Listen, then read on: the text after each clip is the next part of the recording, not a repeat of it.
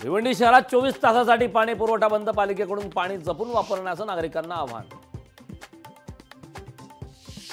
पंतप्रधान मोदी राहुल गांधी एकाच दिवशी महाराष्ट्राच्या मैदानात, मोदी आणि राहुल गांधी 5 ऑक्टोबरला महाराष्ट्र दौऱ्यावर।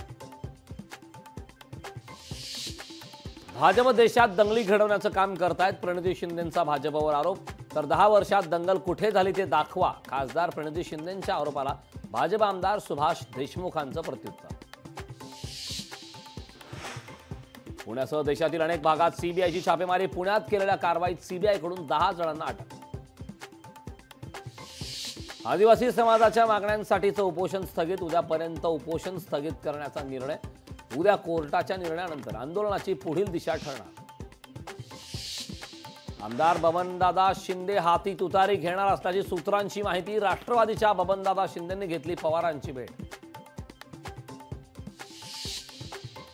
राज्यात विधानसभेसाठी काँग्रेस पक्ष ऍक्शन मोडवर, उद्यापासून काँग्रेस पक्षातील इच्छुक उमेदवारांच्या मुलाखती।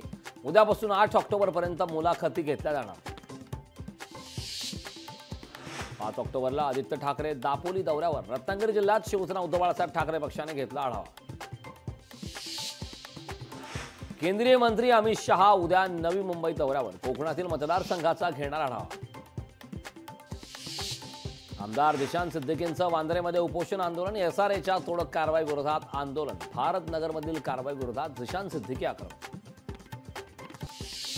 भंडाऱ्यात कामगार कल्याण विभाग अंतर्गत पेटी वाटप कार्यक्रम, पेटीमध्ये उपयोगी साहित्य असल्याने महिलांची गर्दी, महिलांची चेंगराचेंगरी झाल्याने पोलिसांकडून सौम्य लाठीचार्ज।